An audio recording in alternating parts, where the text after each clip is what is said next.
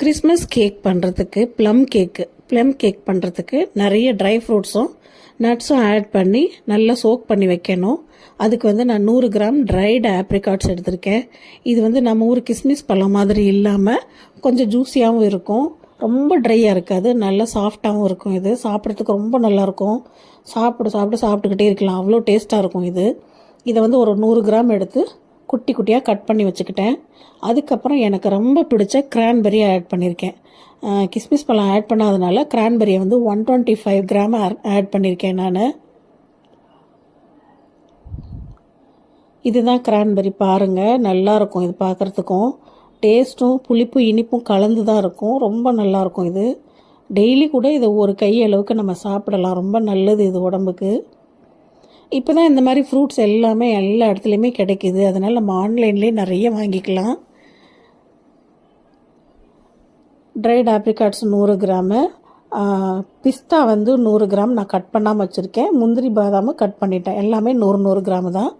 10 gram அளவுக்கு இந்த spices add பண்ணியிருக்கேன். ஆட் பண்ணிவிட்டு எல்லாத்தையுமே ஒரு கண்ணாடி ஜாரில் வரிசையாக ஒன்று ஒன்றா போட்டுக்கணும்.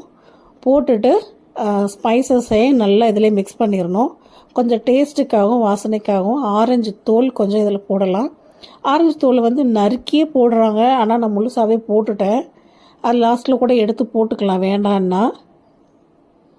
போட்டுட்டு இதுக்கு வந்து நான் வந்து 120 ml வந்து ரம் ஊற்றியிருக்கேன். இங்கே பாருங்கள், ரம் 120 ml போட்டிருக்கேன்.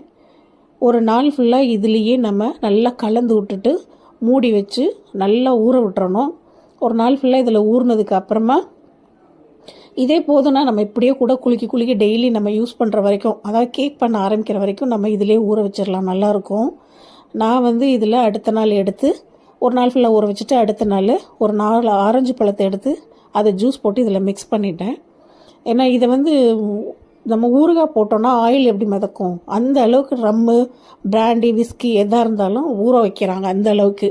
எனக்கு அந்த அளவுக்கு இது வேண்டாங்கிறதுனால நான் இந்த அளவு மட்டுமே போட்டிருக்கேன். இதில் வந்து ஆரஞ்சு ஜூஸையும் மிக்ஸ் பண்ணிவிட்டு நம்ம டெய்லி நம்ம கேக் பண்ணுற வரைக்கும் டெய்லி இதை வந்து குலுக்கி ஊற வச்சுட்டே இருக்கணும். அப்போ தான் அந்த டேஸ்ட்டும் வாசனையும் சூப்பராக இருக்கும். கிறிஸ்மஸ் கேக்கு ப்ளம் கேக்குங்கிறது வந்து ரொம்ப எல்லாருக்குமே பிடிச்ச ஒன்று.